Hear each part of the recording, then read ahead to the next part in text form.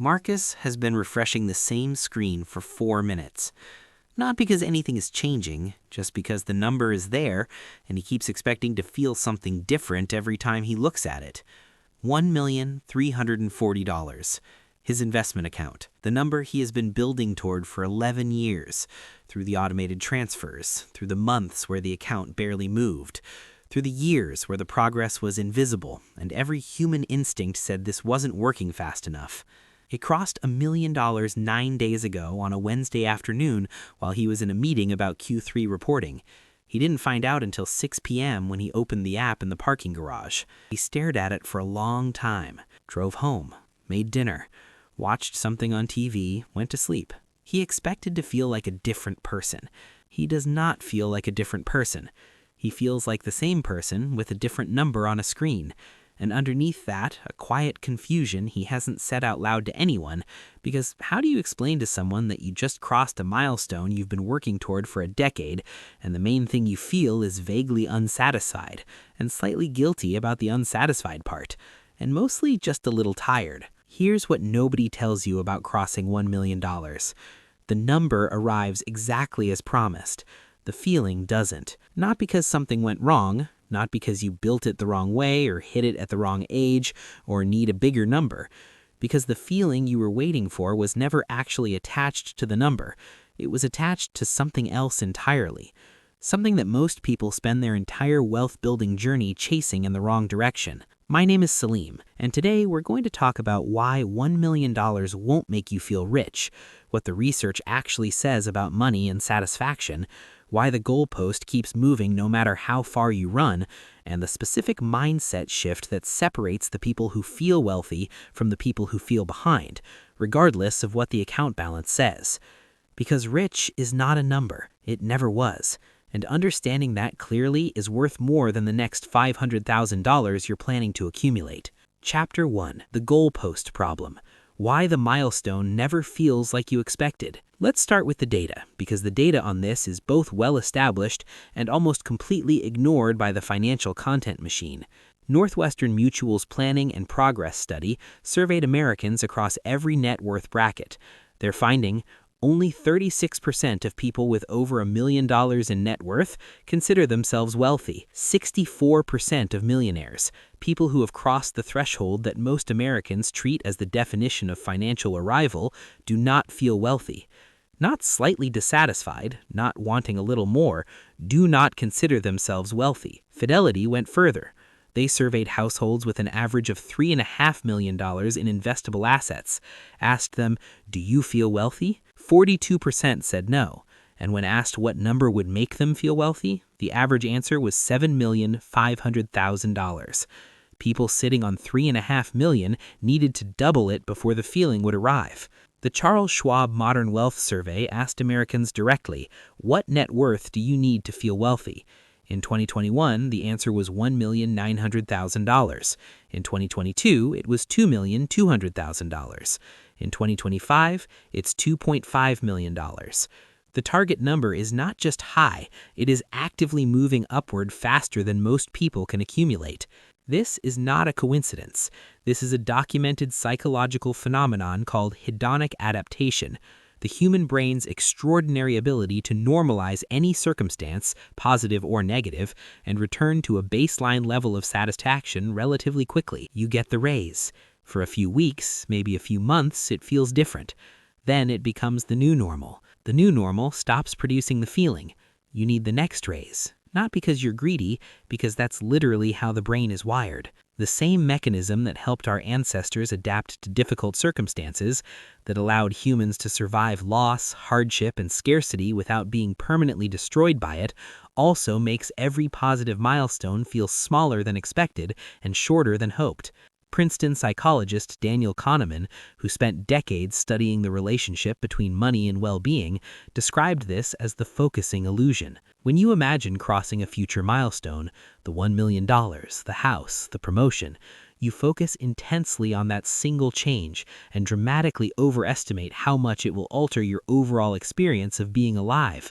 You imagine crossing $1 million and you imagine feeling wealthy, free, fundamentally different. What you don't imagine is that you'll still have the same Tuesday morning, the same recurring anxieties, the same relationship patterns, the same personality, the same brain, now just with a bigger number in one of its apps. The focusing illusion doesn't mean the milestone doesn't matter. It means it matters less and differently than you expect it to. And the gap between what you expected and what you got is the source of the quiet confusion Marcus is sitting with on day 9. Here's the part that should genuinely reframe how you think about the chase. Marcus has been building toward $1 million for 11 years. In those 11 years, his brain was running a specific background program. When I get there, things will feel different. That program provided motivation through the boring years, through the plateau, through the months where the account barely moved, through the years where the progress was invisible and every human instinct said this wasn't working fast enough. The program was useful. It kept him going. But it was also wrong. And now that he's arrived, the wrongness has nowhere to hide. The 1 million is there, the feeling isn't. And the brain, trained for 11 years to locate the feeling in the future, immediately recalibrates. It finds a new future number, $2 million, $3 million, whatever the next milestone is. And the chase continues. Same mechanism, different target, same eventual arrival into the same quiet confusion. This is not a character flaw. This is the default human relationship with financial goals. And the people who escape it, the people who actually feel wealthy, aren't the ones who hit a bigger number. They're the ones who interrupted the program. Here's the second force working against Marcus, and it's one that intensifies specifically at the $1 million level in a way that almost nobody anticipates. When Marcus had $50,000 in his account, he wasn't comparing himself to millionaires. The gap was too large to feel personal. He was comparing himself to his peers, people with similar incomes, similar savings habits, similar financial situations. And relative to that reference group, he was doing well. The comparison felt good. At $1 million, the reference group shifts, not through a conscious decision, just through the natural gravitational pull of social environment. Marcus is now in conversations, communities, and social contexts where $1 million is the floor, not the ceiling. The people around him, the financial independence forums, the wealth management conversations, the social circles that income and net worth tend to create, are frequently people with $3 million, $5 million, $10 million.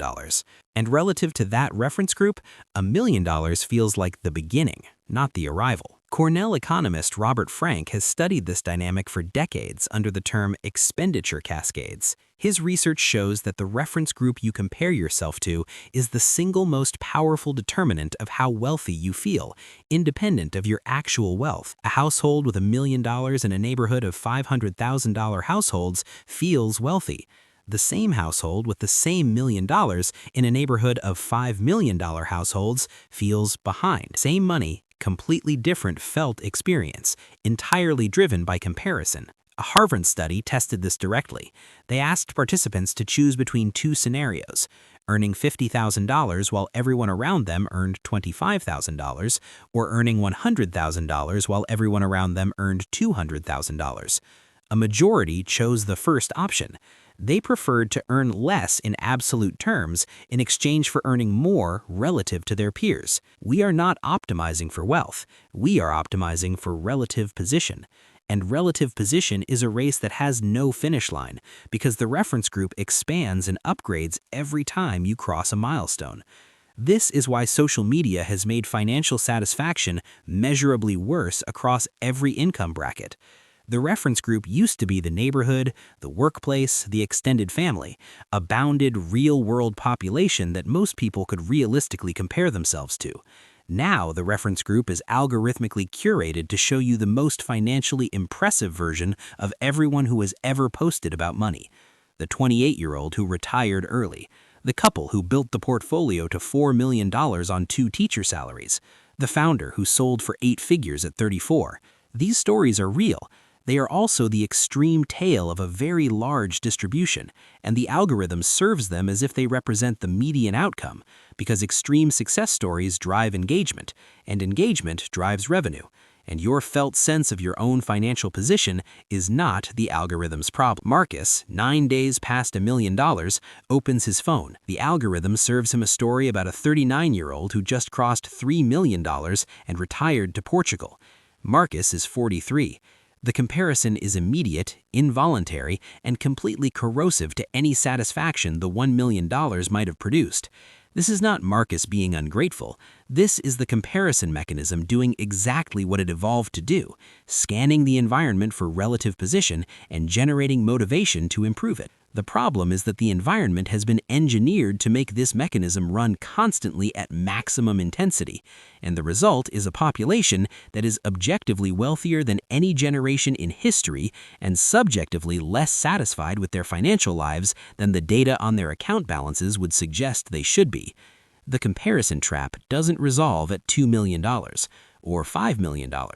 The reference group just upgrades again. Here's the thing that the entire wealth building industry has a financial incentive to not tell you clearly. The feeling of being wealthy is not correlated with the amount of wealth you have.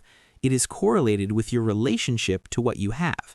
And those are two completely different variables, which means you can have one without the other in either direction. There are people with $400,000 in net worth who feel genuinely, quietly, sustainably wealthy, not because they've fooled themselves, not because they've lowered their standards, because they have built a specific relationship with their money, one where the money is doing something they can feel, where the gap between what they have and what they need is experienced as security rather than insufficiency. And there are people with $3 million who feel broke, not metaphorically, actually broke, checking the account before they say yes to things, feeling the quiet anxiety of never having quite enough, running the background calculation that never turns off.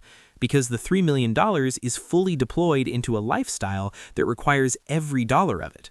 And the gap between what they have and what they need is experienced as tightness rather than freedom. Same mechanism. Opposite directions, entirely driven by structure and relationship, not by the number itself. Princeton's research on financial well-being identified the key variable as financial security, the felt sense that what you have is stable, sufficient, and not at risk of being taken from you suddenly. Security is not a wealth level, it is a gap, the distance between your resources and your obligations, between what you have and what you need to maintain the life you're living. A person with $400,000, low fixed costs, and a clear view of their financial picture can have more felt security than a person with $3 million, high fixed costs, complex obligations, and no clear gap between income and expenses. This is the insight that changes everything about how you think about what you're building toward. The feeling you're waiting for, the one Marcus expected on day 1 and didn't find on day 9, is not stored in the $1 million. It is stored in the experience of financial security, the specific, quiet, ordinary experience of waking up and not running the math, of saying yes to something without checking first, of absorbing an unexpected expense without it cascading into everything else. That experience is available at $400,000 if the structure is right. It is unavailable at $3 million if the structure is wrong. And most people spend their entire wealth-building journey chasing the number because nobody clearly explained that the number and the feeling are related but not the same thing. Killingsworth and Kahneman's landmark 2023 joint study on money and happiness found that for most people, well-being continues rising with income, but what drives the rising is specifically the reduction of negative emotion. Financial security reduces fear. It reduces dread. It returns the cognitive bandwidth that financial stress consumes. The feeling of being wealthy is not the presence of luxury. It is the absence of financial fear. And financial fear is not eliminated by a number. It is eliminated by a gap, a protected, stable, sufficient distance between what you have and what you owe, experienced daily, not theoretically. Marcus will feel it eventually, not because the number gets bigger, because at some point, probably not soon, he will stop locating the feeling in the future number and start building the relationship with the present one. He will stop comparing the $1 million to the $3 million he doesn't have and start experiencing it as the security it actually provides. The 4% withdrawal rule, $40,000 a year, indefinitely, without touching the principal. The emergency fund that makes any single financial shock survivable. The career optionality that comes from knowing a bad month at work is not a financial catastrophe. That is the wealth, not the number. The daily, quiet, ordinary experience of security that the number makes possible, if you stop running from it toward the next milestone long enough to actually feel it. Here's what everything today adds up to. $1 million will not make you feel rich. Not because it's not enough, because the feeling you're waiting for was never stored in the number. It's stored in the relationship between what you have and what you need, between your resources and your obligations, between the account balance and the life it's actually funding. The goalpost moves because hedonic adaptation is the default human program. The comparison trap intensifies because the reference group upgrades with the net worth, and the feeling stays out of reach because most people never interrupt the program that locates satisfaction in the next milestone. The interruption looks like this. Stop calculating what the number isn't. Start experiencing what it actually provides. The security, the optionality, the specific, quiet, ordinary experience of absorbing an unexpected expense without it threatening everything else. The Tuesday morning without the math. That is the wealth. It was always the wealth. The number was just the vehicle. Here's one thing to do before you close this. Write down 3 things your current net worth, whatever it is, actually provides you. Not what it doesn't yet provide, what it does. The buffer it creates, the options it opens, the fears it has already eliminated that you've stopped noticing because they're gone. That list is closer to the feeling you're looking for than any future milestone is. Subscribe if this changed how you think about what you're building toward. Next time, we're going to talk about the specific structures that make financial security feel real, regardless of what the account balance says.